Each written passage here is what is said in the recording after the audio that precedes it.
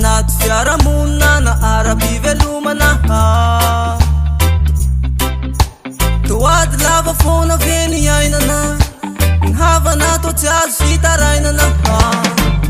Zana, zana, zana, zana, zana, zana,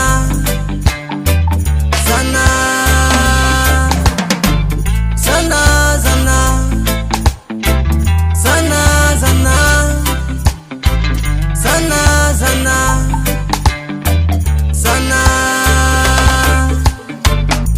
Ekeny efa malama ny lalana, masama matika hatramy namana. Ny vola no manjaka eto amin'ny fiainana, katsamba vola hatramin'ny fisainana. Anaty fiaramonina anjakany fialonana. Stop, stop, stop, stop. Ny hafaliana tô mandalo de miserana, ny havana tô tsy azo ianteherana. Namana me tsara velago, mitsiky mba nakonana ny fony. Zana, zana, zana, zana, zana, zana, zana, zana, zana, zana, zana, zana, zana, zana.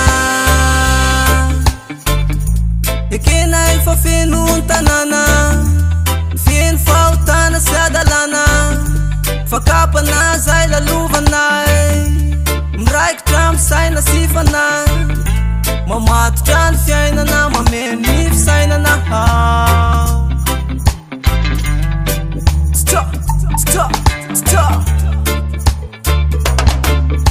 Ka miandrandra sisa no azo atao, miandry fitahina avy aminao.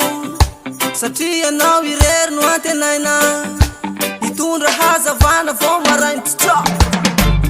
Zana, zana, zana, zana, zana, zana.